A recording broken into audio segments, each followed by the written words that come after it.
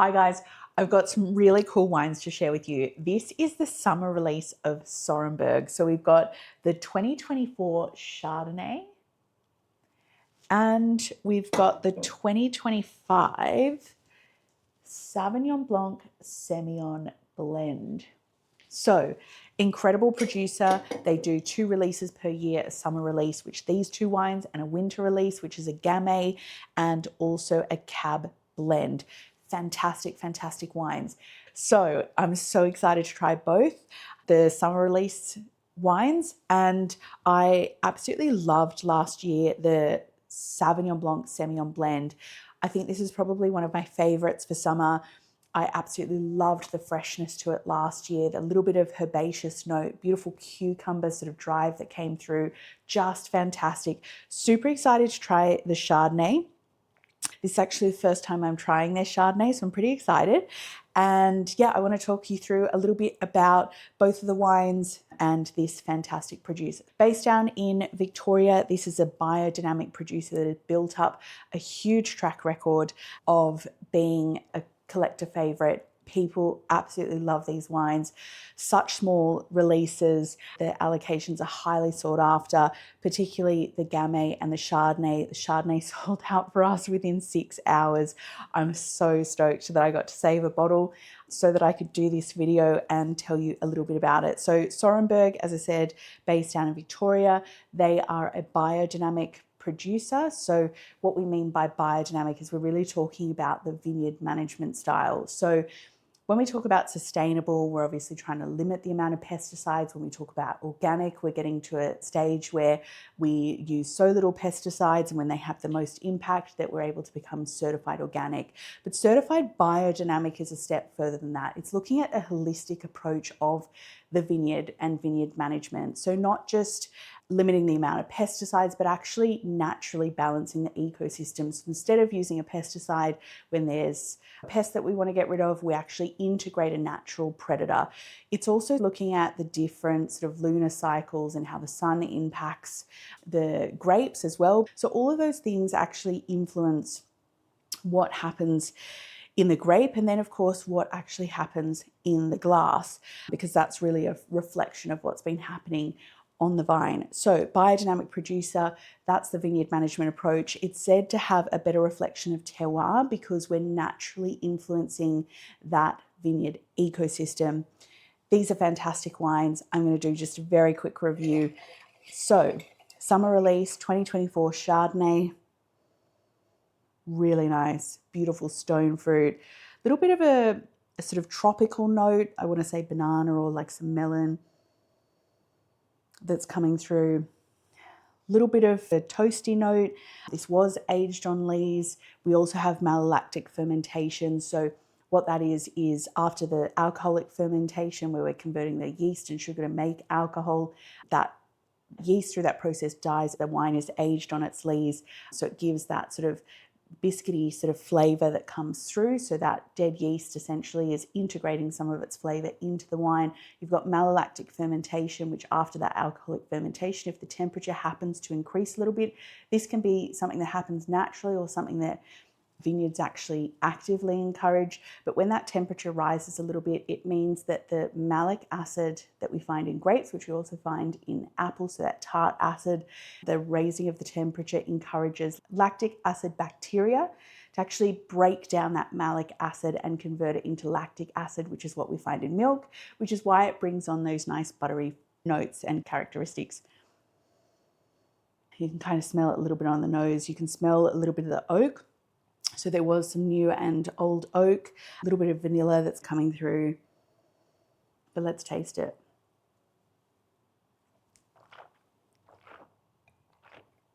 Oh, wow. You're getting everything on the palate that you're getting on the nose. You can see that I'm like sort of salivating or like almost licking my lips. This is so good.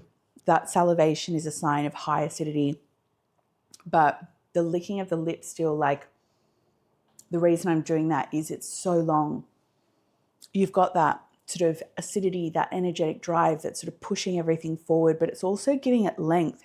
It's like driving the length, but that once you sort of get through the fruit and the push and power behind that fruit, you're getting this nice sort of creamy, buttery vanilla. Oh, it's just round in the palate. It's creamy. It's like having a really nice sort of full cream milk. So it's like a medium to medium body, but just nice creamy, just coats the palate. It makes you want to just keep enjoying it. Oh, and like unpacking the layers. The layers are not separated. They're beautifully integrated.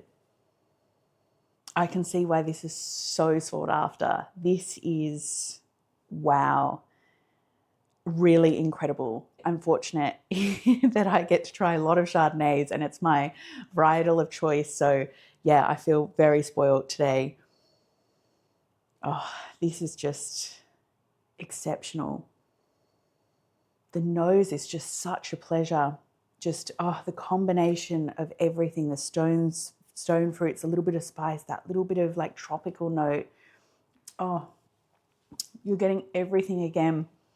It's just sensational. Unlike a lot of wines where you're kind of unpacking layer by layer every time you take a sip, which I do love that as well. But this one is just power and then just plush. And it's like having that second sip.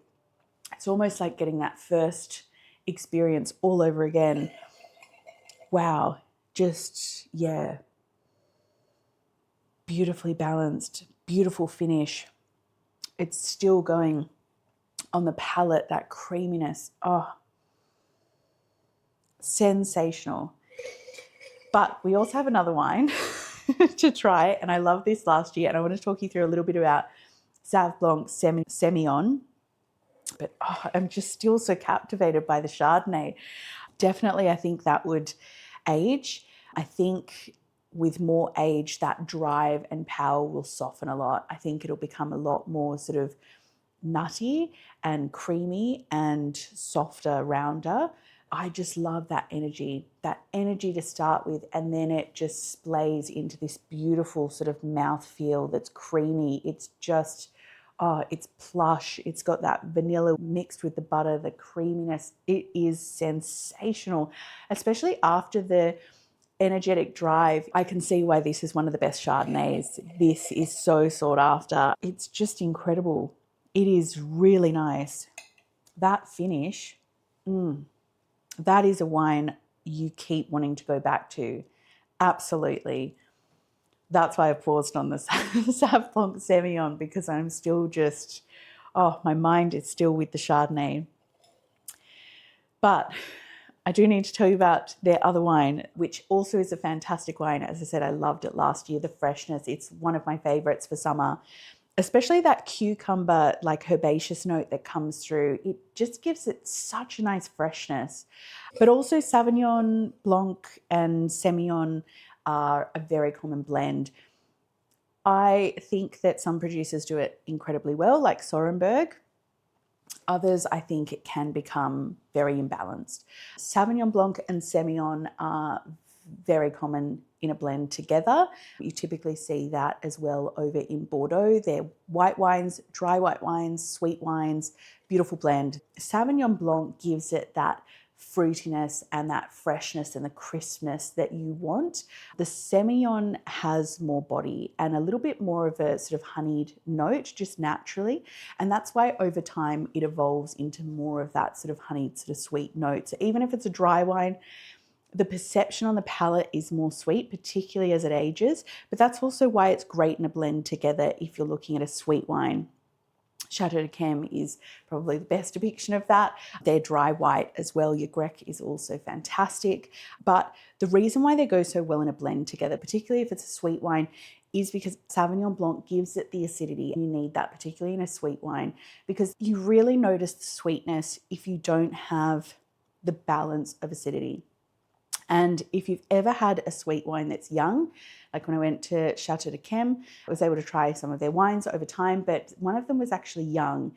And even though it was a sweet wine, same amount of alcohol percentage, so up around that 19%, so very, very sweet wine, It actually on the palate felt more like an off-dry wine. So not completely dry, but it did have more of that mouthfeel, and that's because of the acidity that came through in the Sauv Blanc. Beautiful in a blend together. Particularly in a dry wine, it does give it so much freshness, but that Semillon actually does have that body to still age, and it still will keep developing, and that Sauv Blanc just really gives it that nice sort of freshness. Really nice. You've got sort of, first smell, I'm thinking green apple, honey, a little bit of like a honeydew melon. Really nice. That little bit of herbaceous note. It feels like it's going to be a little bit crunchy on the palate, but we'll see. Ooh, really nice. Still long in the finish. Very high acid, very fresh. Definitely that little bit of crunch. It does have that little bit of herbaceous note, a little bit of cucumber. You're getting that sort of honeyed note that's coming through. Oh, so nice. A little bit of, I want to say stone fruit. Just, oh, fantastic. This will be fantastic on a hot summer's day. Still have the length, not as much as the Chardonnay, obviously different wines, but still great length to it. Still great length. This will be fantastic in summer. I loved it last year. Last year for me had more cucumber coming through, so I really loved that in last year. This one is more subtle for sure, but still really nice.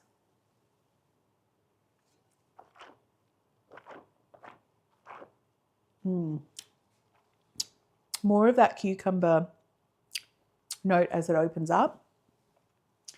Definitely got crunch. Oh, but in a nice way. In a really nice way. Almost like a crisp green apple. You can tell I'm swilling it a little bit. I'm just really trying to open it up a little bit more.